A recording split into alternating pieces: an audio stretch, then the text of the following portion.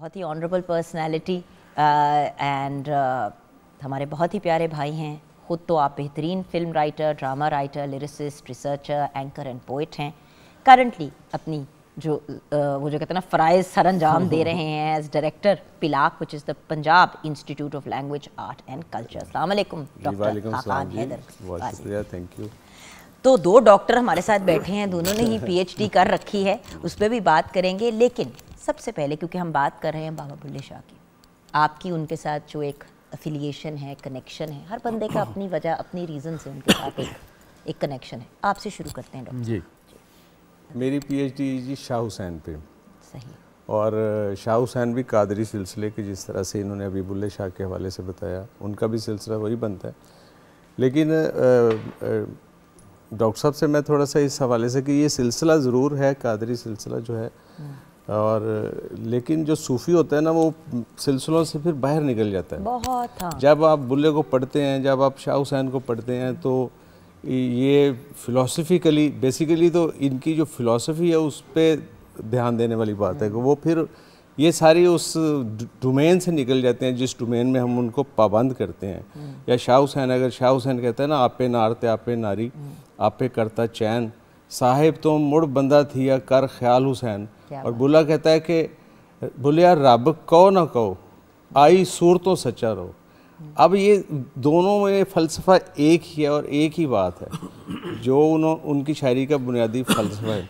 अभी हम उस पर बात करते हैं तो फिर वो बात आगे। अच्छा, आपका बेसिक, आपकी बेसिक फ़िलासफ़ी क्या थी? इस पे आप दोनों से, डॉक्टर साहब आपके पास आऊँगी।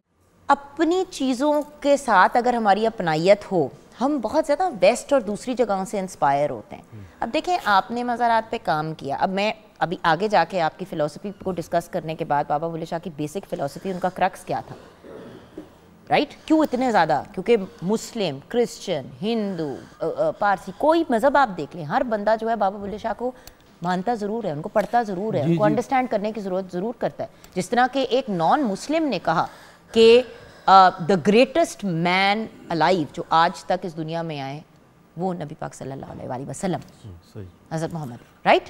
तो उसी तरह ये एक ऐसी पर्सन, मतलब उसी तरह तो नहीं, obviously is a huge difference, लेकिन हर मज़हब के लोग जो हैं बाबा बुल्ले शाह का कलाम सुनते हैं, पढ़ते हैं, उसकी ट्रांसलेशंस पे करते हैं। आप बहुत से वेस्ट से गोरे कोरों को देखते हैं, वो आते हैं मज़ार पे। सो इनकी बेसिक फ़िलासफ़ी क्या थी सर? ये भी यूनिवर्सल थॉट की बात की। अब एक बात मैं व्यूअर्स क्लियर कर दूं, दोनों जो डॉक्टर हजरात हैं learned in their own right, लेकिन हो सकता है कि वो दोनों मुख्तलिफ बात करें और अग्री ना करें एक दूसरे के साथ, बिकॉज फिलॉसफी की सबसे खूबसूरत बात ये है कि हर बंदे के लिए अपनी एक परसेप्शन होती है, एब्सोल्यूटिज्म एंड रिलेटिविज्म। अगर हम एब्सोल्यूटिज्म की, क्योंकि मैंने फिलॉसफी अंग्रेजी में पढ़ी थी, तो मैं अपनी बड़ी बेसिक लेवल पे जो एक्सप्लेन कर सकती करूँ।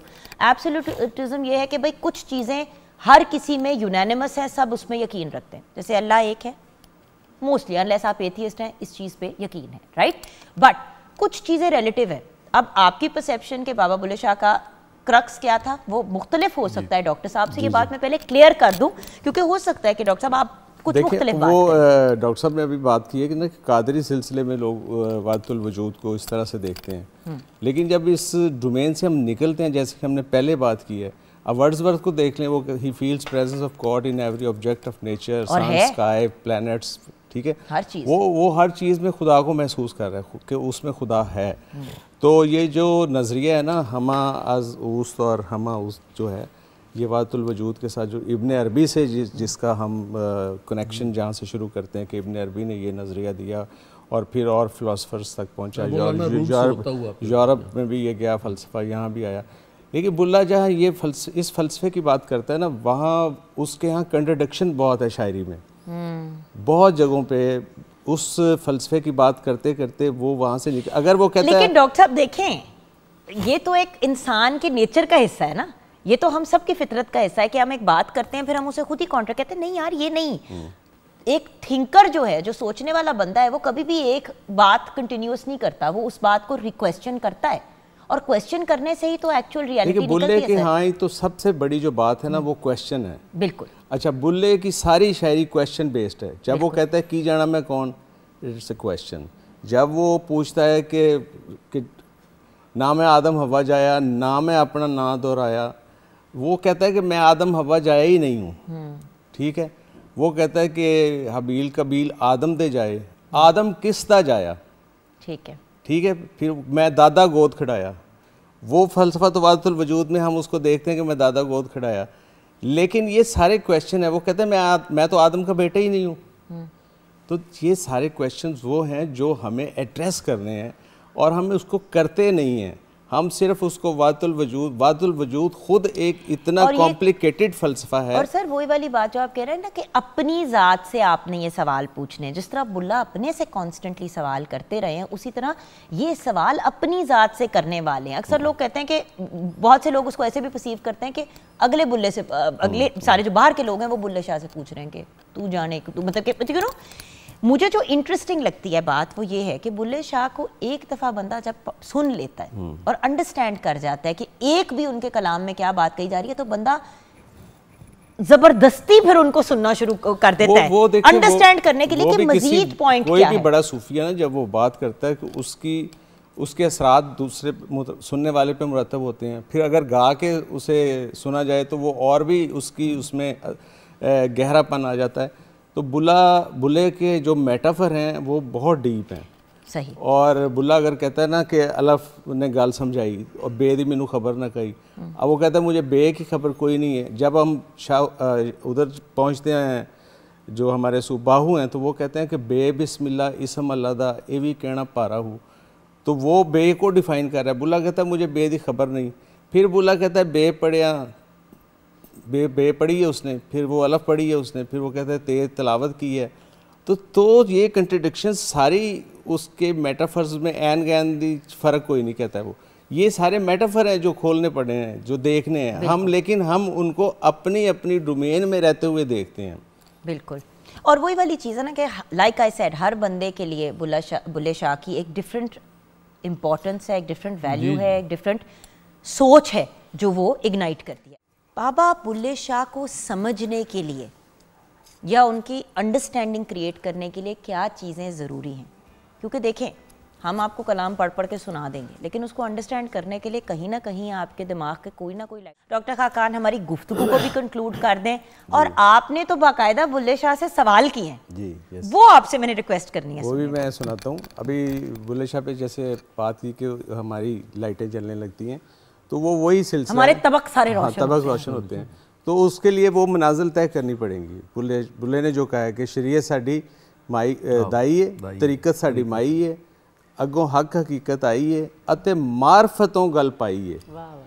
और ये मार्फत से बुल्ले शाह की समझ आ सकती है कि बुल्ला जहाँ पहुँचता है वो लामो कलामी का भी सवाल करता है, वो देखें कि ये जाके कनेक्शन जाके कहाँ मिलता है। तो ऐसे बहुत से क्वेश्चन है। बुल्ला कहता है बुलिया पी शराब तो खाक बाब हेट पाल हटा दिया। और मैंने बुल्ले शाह को मुखातिब करके बहुत अवाइल अपनी बुक्स में एक नज़्म लिखी थी। और सर की ही हम इस गुफ्तगू से अपने शो को क्लोज करेंगे, तो आप सबका शुक्रिया भी अदा कर लूँ, आप ब्रिलियंट जेंटलमैन का, मेरी प्यारी शहजादी का भी, मेरे प्यारे भाइयों का, and thank you so much आपका भी ज़ूफ़ी। और यहाँ पे रिक्वेस्ट के साथ शो को क्लोज करूंगी कि दुआओं में हमें ज़रूर याद रखिएगा, और ज़िंदगी रही तो मंडे को फिर मुलाकात होगी। सर आपको सुनते सुनते शो बुल्ले शाह पे मैंने लिखे मुखातिब करके शेर के बुल्ले शाह असी रस्से वटे अते आपे लले फा, बुल्ले शाह असी रस्से वटे अते आपे लले फा, असी सूली चढ़ के वेख्या साडे कोई ना मुके सा, असी सूली चढ़ के वेख्या साडे कोई ना मुके सा, असी मर के जिंदा होवीए सानू ऐसे मौत दा चा। बुल्ले शाह असी वाह वांगर सानू तके ना कोई अख, असी हत्थां विच ना आमदे ना जीबा मार के चख, असी नजरी उदों आमदे जद अखी पैंदा कख। ते बुल्ले शाह असी एक होए साडे वखरे वखरे मुख, साडी एक हयाती हो गई साडे इक्को जय ने दुख, असी जीवीए विच मुहब्बतां सानू ऐसे शैदी भुख। ते बुल्ले शाह सानू खबरां होईयां असी बूहे दिते खोल, असी कल्ले हुंदे जावीए असी जूं जूं होवीए कोल, असी कल्ले हुंदे जावीए असी जूं जूं होवीए कोल, असी किसे नाल ना कीतियां साडे आपे खुल गए पोल। बुल्ले शाह असी दरियावां असी वगदे वल गुजरात, असी पार लंघाना जानदे कदी आवी अद्धी रात, असी पार लंघाना जानदे कदी आवी अद्धी रात, साडी लहर लहर पई दसदी तू पुछ सोनी दी बात। ते बुल्ले शाह असी आपे फसे ਅਤੇ ਆਪੇ ਸੁੱਟੇ ਜਾਲ। ਅਸੀਂ ਆਪਣੇ ਕੈਦੀ ਹੋਣ ਤੇ ਅਸੀਂ ਪਾਲੇ ਹੀ ਆਪ ਧਮਾਲ। ਸਾਨੂੰ ਦੁੱਖ ਹਯਾਤੀ ਵਾਲੜਾ ਨਹੀਂ ਪੋਰਾ ਜਿਹਾ ਮਲਾਲ।